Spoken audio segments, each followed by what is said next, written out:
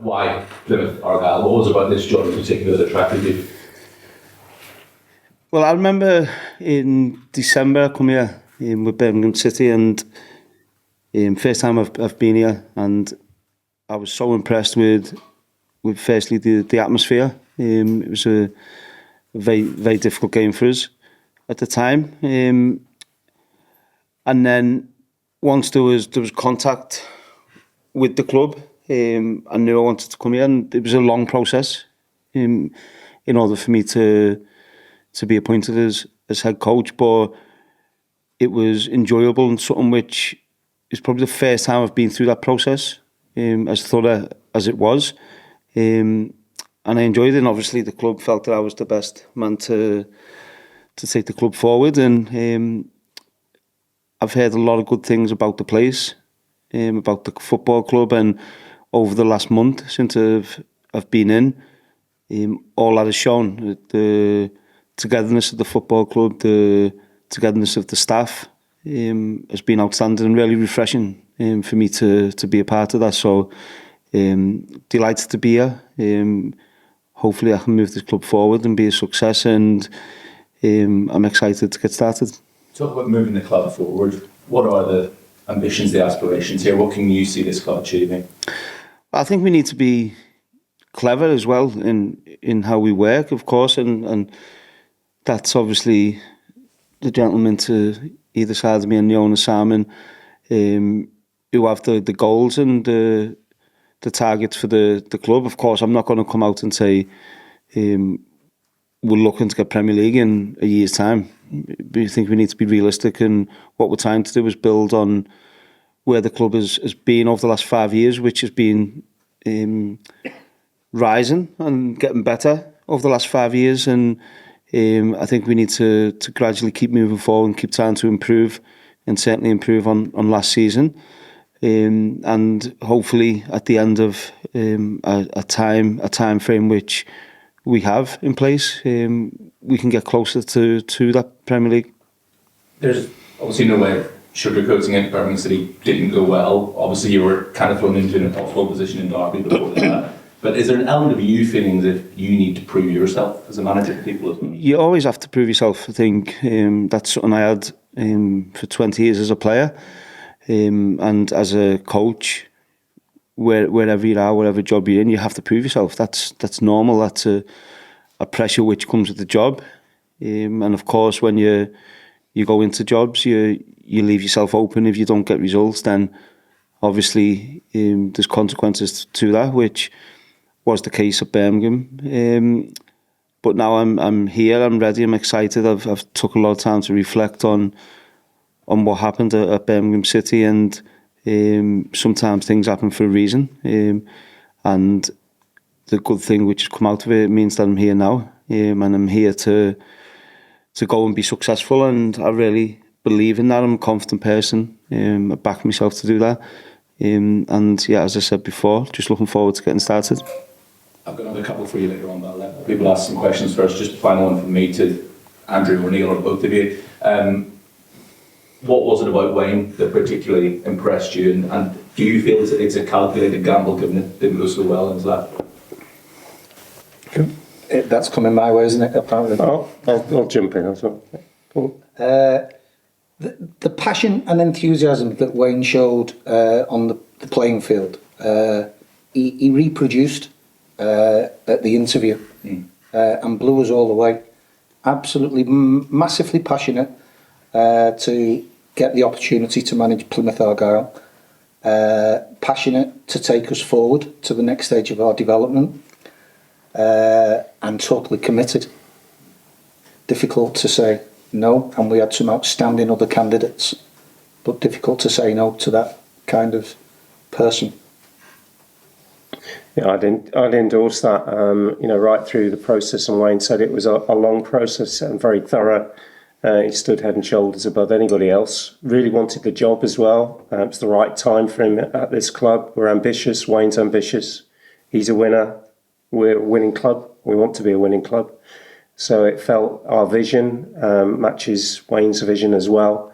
Perfect time for us to get together. Brent, are you doing BBC? Yeah, sure. just wonder, what do you make of Devon so far? You know, it's not somewhere you've lived and managed to have worked in the past. It's probably a little bit different to growing up in Liverpool and living in Manchester and Washington. Yeah, I think, well, the previous time I was here, I got lost in the car park. So I was walking around the car park for about 40 minutes. But yeah, no, I come down a few weeks ago, obviously, to look at apartments and get things sorted, really. And then being here this week, firstly, I have to say that every person I've met has been really welcoming. Come up, had a nice chat with quite a few people. And yeah, this is my home now. This is where I'm living. This is where I'm working. This is where I'm hoping to be successful. So I think it's a lovely place. Been out for a couple of meals in nice restaurants and enjoyed that. So yeah, but I think the important thing is, for me, you'd enjoy it more when you win, and I think that's normal. That's a normal situation wherever you're at, and yeah, I'm really pleased to be here. You're not regretting telling everybody come and say hi yet, is it? I've already been reminded of it. Yeah. So no, listen, and I always have been obviously I know the profile of me throughout my playing career, and but I've always been someone who's an open person and open to talk and take pictures. I don't think I've ever refused pictures or autographs that throughout my career. So and also it's nice when you speak to people, because it's also nice to get feedback as well from fans. So I'm sure I will do, whether it's good or bad feedback. I think it's always nice to have that. You talk about feedback. I mean, it's almost you've done so much in your footballing career. You've been on the telly last week doing a great job summarising for the BBC and Euros and that sort of thing. It sort of begs the question: why do you need to do this? We get here because we have to pay our mortgages. This is our jobs. Do you know what I mean? What motivates you to want to come and do this? Because I guess, you know, you could probably sit back and just do the punditry work and kind of enjoy football as a fan and as an expert. Yeah, well, I don't want to become the next Gary Neville, so... no, listen, I understand your point, of course, but I have a desire, a passion with football and a love for football, and I've always had that. That's what I've known since I was a baby, and I started obviously playing when I was 16, went straight into management at the end of me playing career. I had very little time off in between jobs there, and the last few months has been very strange for me. Since January, it's been a real strange time. Obviously, being at home, of course I've done bits of TV work and stuff like that, but my real desire is to get back into management, and I had a time scale really. What I didn't want to do was go in somewhere, a game mid-season. I'd done that at DC United, done that at Birmingham, and straight away it becomes a lot more difficult to get the messages across and the points across and get the players to perform that. So it was really important that I went in somewhere and got in for the pre-season to start, and I was delighted obviously that was the case here at Argyle. And yeah, it's my love, it's what I know, it's what I want to do, and without it for the few months which I had, I found it very difficult. What did you learn at Birmingham City in particular, and those difficult results, and you get a lot of stick, I think it's fair to say, from the fans. What have you learned that's made you become a better manager and a better coach and a better fit, perhaps, here at Home Park? I think firstly, at Birmingham City, I think it was, I went into a football club who, of course, had a very well-respected coach who was in there before me, and John Eustace done a good job at the football club. So that change obviously makes it a little bit more difficult, and even being completely honest, I don't think the fans ever took to me from day one. So of course that makes it a lot more difficult, and for whatever reason that is, as I've said before, I've been at many different football clubs, from Everton, Manchester United, DC United, Derby County, and the one thing I've always had is a connection with the fans and with the football club, with players and staff. And for whatever reason, with the fans, that weren't the case. Maybe fans were expecting more, which they have been expecting probably more than what they're capable of over the last 10-15 years, so that made it difficult. And then obviously the decision in the end for me to leave the club from the owners, from the board, was their decision. I respect their decision. And then ultimately it was for me to reflect on really good things we've done there, which behind the scenes we know was happening. The club was in a lot of change, and we were starting to rebuild that. But also reflect on the things we didn't do quite so well, and take them experiences into my new role now. Final one from me. Obviously at Derby you very much had one and a half hands tied behind your back with the finances there. You never had a transfer window at Birmingham City. Is this in a way a little bit new, having a bit of a transfer budget, the ability to bring players in that you kind of want to bring in? Do you know what? It's great. It's great. I'm from Liverpool. I'm always pushing for more as well, so I'm sure Sam and Andrew will tell you that. But no, listen, I think, and I've seen a few things as well, actually, when I was over in Germany, and maybe a few people asking questions why. The whole club was, the football club, not the whole club, sorry, the players, the staff were on the holidays and had a break, and I was working the TV in Germany, but a lot of work was getting done.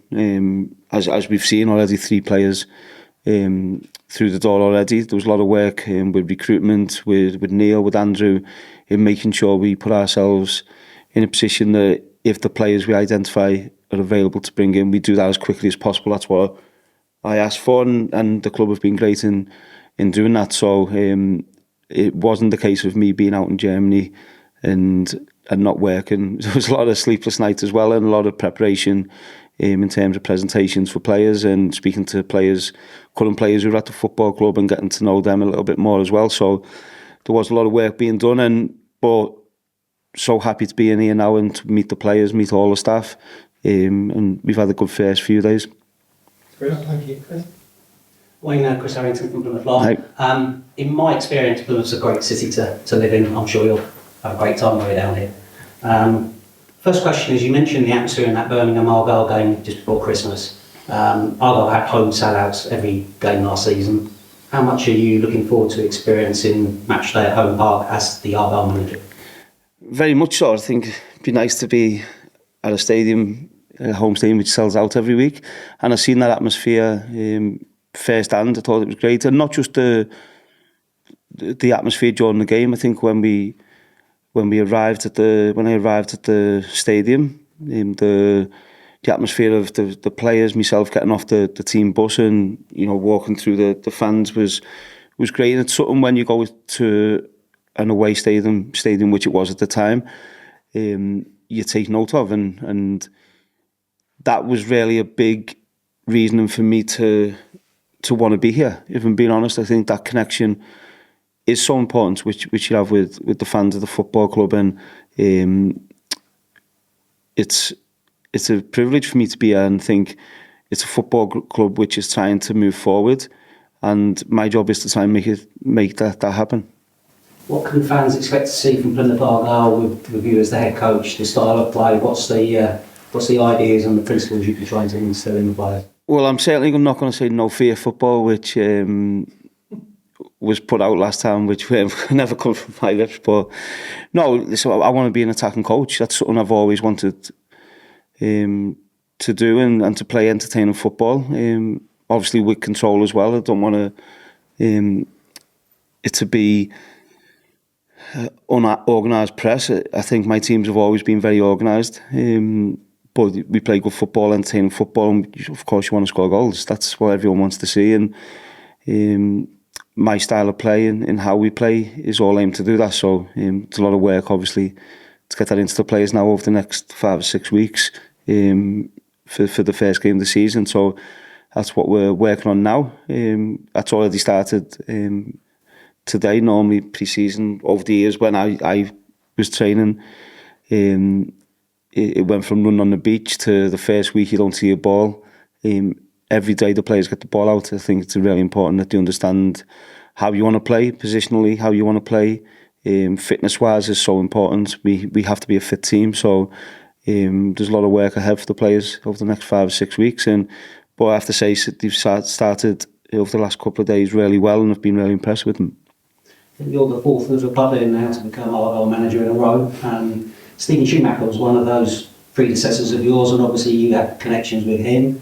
Have you spoken to him at all since your appointment? No, but I think you're forgetting that Neil done it as well. That's the fifth one. No, yeah, I think Shuey was my captain at Everton in the youth team. He's a couple of years older than me. So growing up, he was someone who I looked up to, Shuey. I remember, I think it was 1 year, he used to have a black Golf, all blacked out windows. I tried to buy it off him when we were younger. But yeah, no, Shuey done a great job, and I spoke to him, obviously when we played him at Stoke. I've spoke to him a couple of times, spoke to Mark Hughes as well, who I know through Everton's Academy. So yeah, they all have great words to say about the football club, about the place. So it's really exciting for me to be here and experience that firsthand. What were your first impressions of the squad you've inherited, and how many changes do you envisage being made? I think we've got a good squad. I think we've got a good group of young players as well within the squad.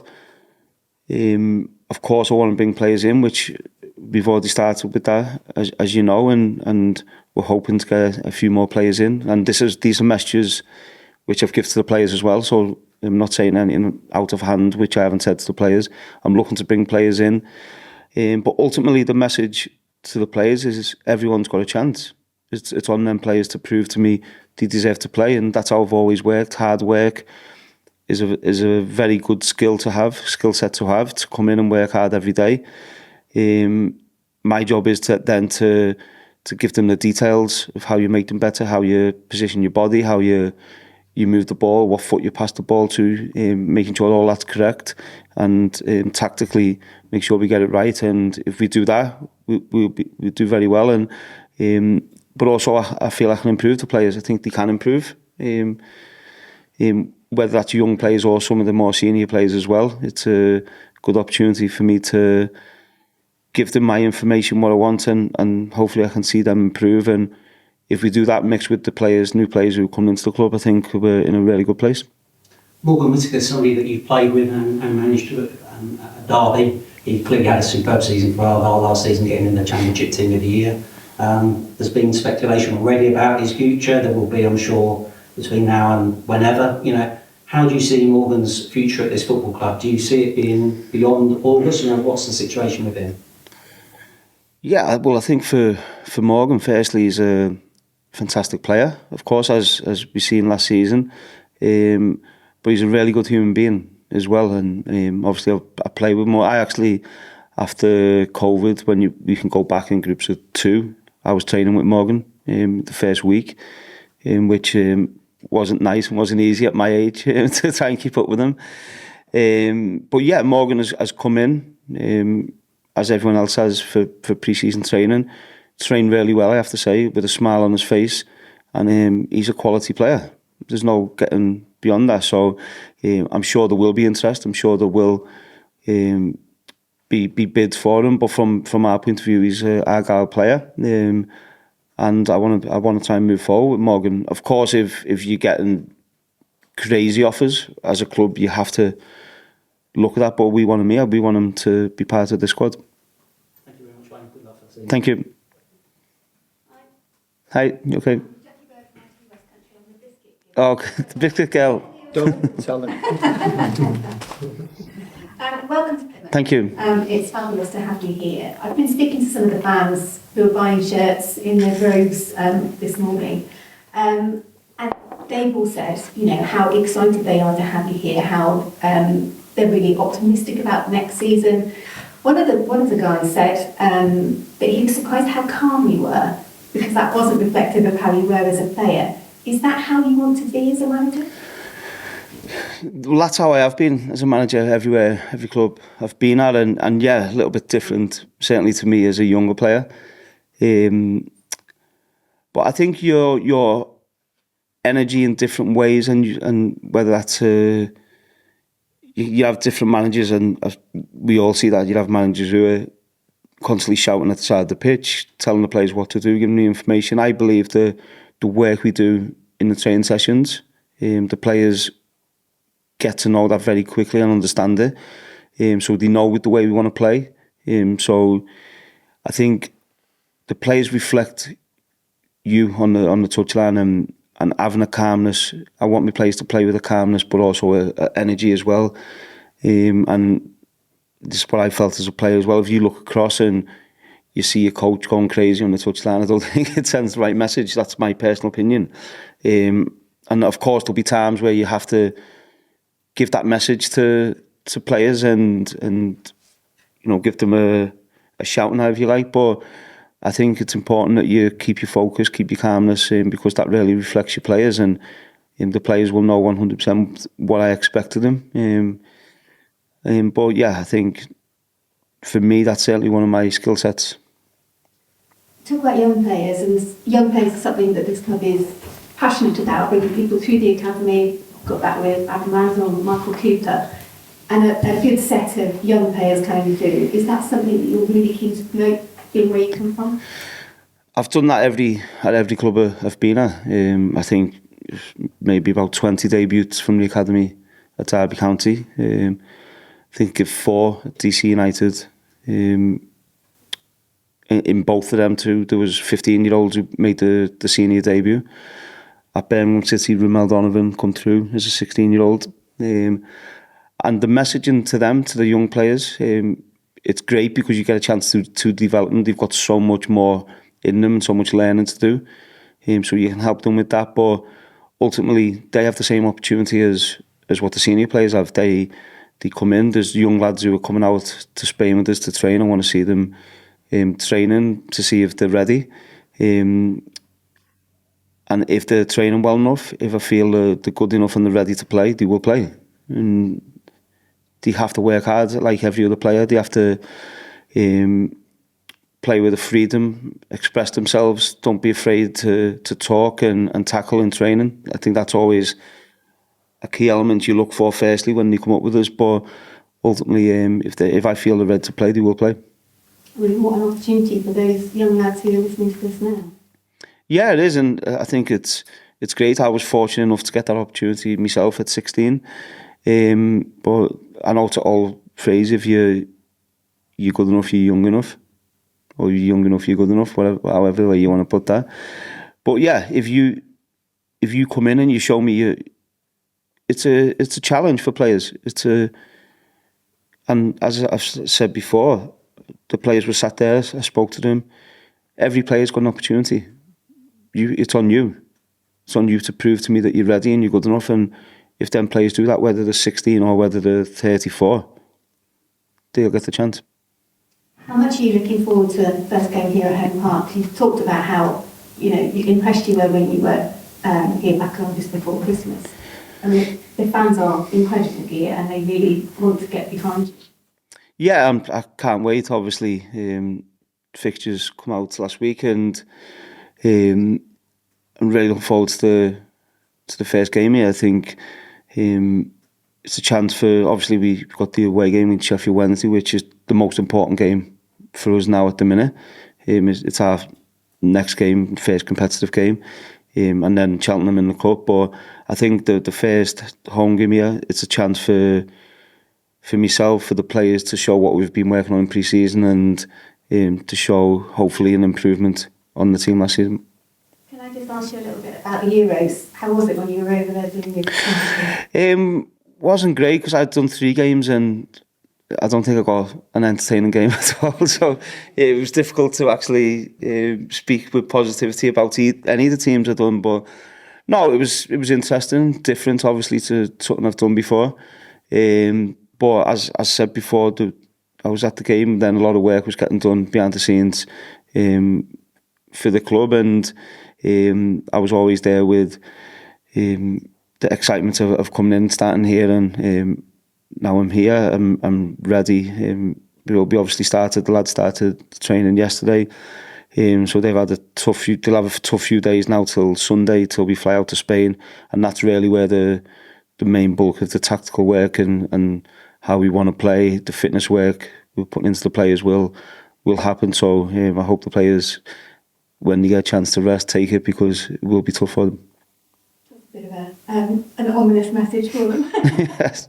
Well, that's pre-season, so they have to be ready. Just one last thing. Don't fancy joining my pub quiz team, do you? No, we were at a quiz the other day, wasn't we? Where was that? Yeah, we were, yeah.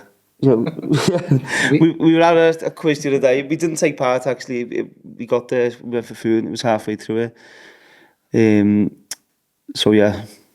We didn't know one of the answers to a question on the Euros. Can you believe that? It was a good one to not know and forget. Let's put it that way. Thank you. I saw a brilliant club video yesterday of you talking to the players about opportunity. Do you see this as a golden opportunity for you now as well? Of course, I think. Very positive about everything. It's good to see. Yeah, no, of course, and I think when you speak to ex-players, and certainly ex-players who've played at the top level, a lot of them players will not go into management, or they won't, drop down from the Premier League to manage. And this is what I was saying before, that my desire to manage, to improve myself, to improve players is well and truly burning inside me. And as I said before, them months I had off to reflect on that made that even stronger. If you like, so when this opportunity came up to manage Argyle, I was delighted. I couldn't wait to go through the interview process, and this isn't me being cocky, it's me being confident. I always felt that my information, my experiences, I felt that if I went through the process, I would get the job, if I'm being honest, and that's just a confidence I have. So yeah, I think it's a great opportunity for me to, as I said before, take this club further forward to where it's been the last 5 years, as it has been growing over the last 5 years and getting better over the last few years. The opportunity for me to come in and help that is really exciting. You had a pasty yet? Have you had a pasty yet? Nance has told me off a few times, yeah, because I actually like chicken and mushrooms, so I've been told off, but yeah, I know. So, but I didn't know. So Nance has told me off, and he keeps putting a meat one in front of me. So yeah, I'm gonna have to get there. Yeah. Good. Enjoy your stay. Thank you. Do last 2 or 3 for Mitch and from the Athletic. So you played under some great managers. What lessons have you taken from your career in terms of playing under them and implemented into your coaching style?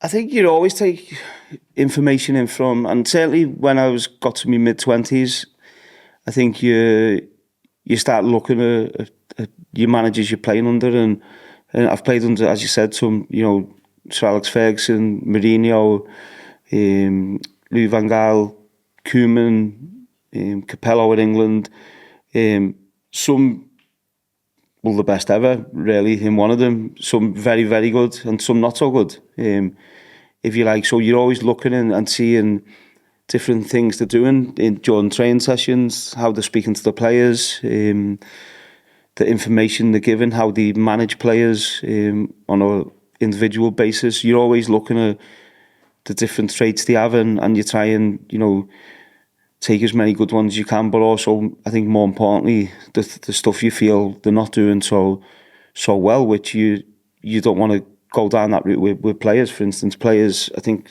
society has changed, and players have changed, individuals have changed, the way the world is changing, so you have to adapt as well to certain situations, so and make sure you have a real understanding of your players. And over the last couple of days, over the next few weeks, it's a great opportunity for me to get to know all them players better, as individuals, what makes them tick, what players need an arm round, and what players need a little bit more.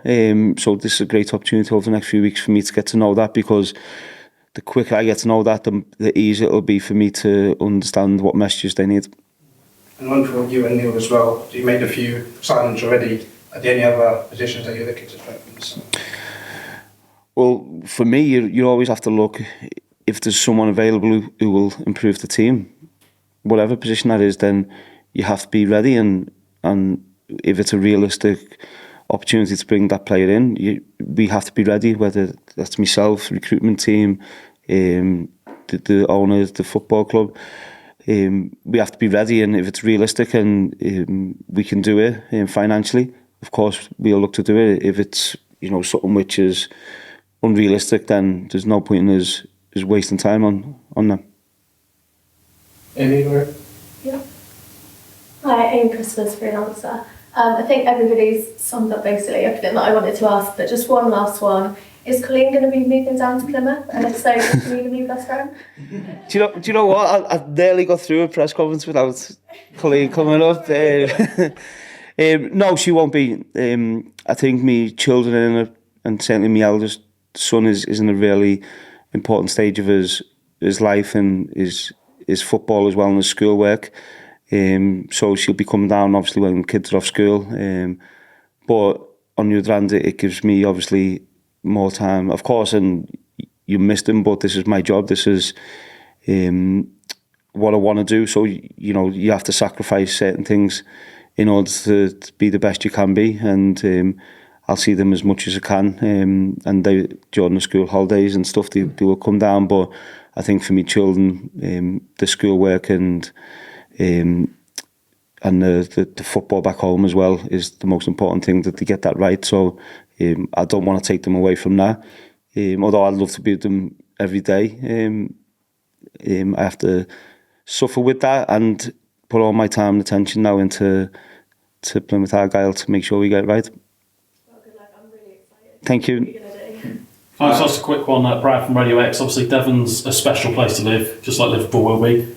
You've obviously said that your family won't be coming down to join you, but how do you see yourself getting involved in the community and then obviously in the school holidays when your family come down? I imagine they'll probably get involved as well. Yeah, no, I think the work the club do already with the community is really important as well, and I think for me to be a big part of that is something which I want to do. I want to get involved with that. But I'm not someone who will be sat in my apartment all day. It's like yesterday. Actually, I was telling Neil this morning, I went to Morrison's yesterday to get some food and some toiletries and stuff, and there was no. It was a self-checkout, so there was no bags. So I'm walking out with all these shopping in my hands like this, and people are asking for pictures and stuff like that. So I'm sure there'll be a few pictures of me walking around. It looks like I've just stolen a lot of stuff from Morrison's, but I had the receipt with me, I promise. But yeah, no, I think for all the residents, for people, the fans around it, they will see me out and about. And as I said before, I'm approachable, and I've always been that way. And I think sometimes it's good to meet the fans, and so far everyone has been great. I'm sure that might change when depending on results, but we're hoping the results are good, and I'm sure the relationship between myself and the fans will be a really good one. Thank you.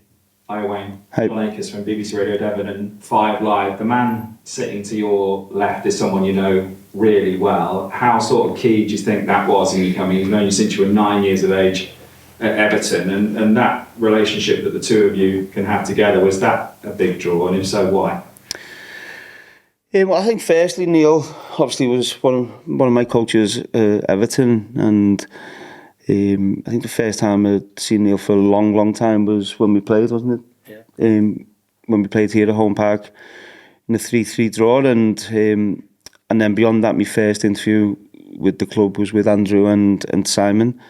So I think it's important to know that this isn't a favour just because I know Neil Dewsnip. This is the club going through a very thorough process in order to appoint the next head coach. Obviously, I was part of that, so of course, them questions will come up. But I think now it's I need to work really closely with Neil on different aspects of the game, of the club, and unfortunately, I'm going to have to suffer that. So. He hasn't changed, by the way. But no, of course, our relationship is really important now to make sure we get it right. And I'm delighted to be working alongside Neil, and his experience over the last few years with the club, where the club have gone to since Neil has been in the club. Obviously the promotions and getting the club into the Championship, sustaining that position, and now we all wanted to move forward, and we both have to work extremely hard to make sure we get the players we want and make sure we put ourselves in the best position. Nice that you know people as well, and Pete as well, your assistant, who's been at all the clubs with you as well. It's nice to have that little bit when you're moving somewhere such a long way away from home to with Pete. Yeah, no, I think, and that's one of the things I really did reflect on. And obviously at Birmingham, I took quite a few coaches in. I got one forced on me, which I had no say in it really, which sometimes you need to, I look back and think I should have been stronger from that situation. But Pete's someone who's been with me, he knows me inside out. He's been in Derby County, DC, Birmingham, and once I knew I was coming here, it was always going to be that I wanted him to come with me. So I'm delighted to have him here. As I said, he knows probably more about me than I do myself, and how I work. All my messages I give to players, to staff, he knows that. So it's good to have someone who I work so closely with to reinforce messages, obviously, when I'm not there as well. And when you showed Colleen where Plymouth was on a map, you talk me through that conversation. Well, I actually sold it to her as this is the Monaco of England. So I don't think she really quite believed me, but no, as I said, it's an easy decision. Obviously, of course, I spoke to my family over it because it's such a big move, like it was when I went to DC United. It's such a big move to move away from your family, a big decision to make, but it was the right decision for me in terms of my development and me trying to get back into management and work well. So it was the right decision for us, and that was never going to stand in the way. You're taking us all the way to the Premier League? I hope so. Listen, what I can't promise that, but what I can promise and what I can guarantee for the fans is I'll do everything in my power to make sure we have the best shot at that. And I have to say that the owner, Simon, Andrew, Neil, the recruitment team have been fantastic to work alongside. It's something really refreshing, something I've never had before, if I'm being honest. That's obviously with the difficulties at Derby, at DC and Birmingham was a lot different. So it's really refreshing to have that support team to help the players on the pitch. Ultimately, that's what we want to do, help the players win football games, and that support has been fantastic, and we hope this relationship grows and we give ourselves the best chance to do as well as we can. Yeah, just there's a final two which aren't Plymouth or Argyle related. Suggestions that Gareth Southgate might go for three at the back at the weekend. Maybe putting Bellingham as sort of 2-10s behind Harry Kane. He has to change something, doesn't he? Because they haven't got a second. Do you know they're through to the quarterfinals? Yeah. So, but it hasn't been great, has it? Performance-wise. Listen, I've seen Greece win European Euro 2004, not playing great football. I've seen Liverpool win the Champions League in 2005, is it? Yeah. You know that. They all played badly. You know, Inter Milan when they won the Champions League under Mourinho. So you've seen teams who are not playing great, but what they have is momentum. And England have got that. They're unbeaten. They've progressed to the quarterfinal. Of course, we all want to see entertaining football. We all want to see them play better. That's in an ideal world. But for me, if they're doing what they're doing and they go and win the Euros, then I'd be delighted. I suppose the question is, if they don't, there's going to be big questions to answer that. That's the real question. But I'm optimistic. I believe we will. Good. And the final one is, there was other big news this morning that Erik had his contract extended. I mean, it looked like before the FA Cup final he was a goner. So is it a bit surprising, that complete sort of turnaround that you turn? No, I think it was always going to take a bit of time with the decisions. Obviously, the new owners who've come into the football club, I'm sure they wanted to see how Erik done, to see how the club is, and I think we are seeing changes throughout the football club, and they feel that Erik ten Hag is the right man, and to retain his job. And I think what everyone has to do now is get behind him and support him.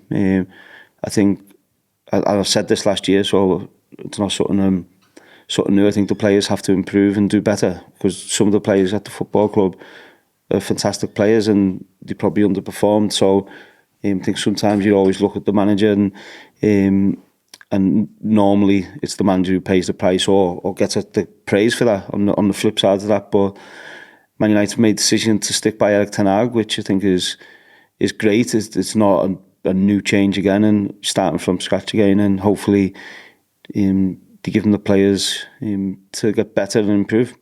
That's a marathon press conference. Thank you very much. Thank you.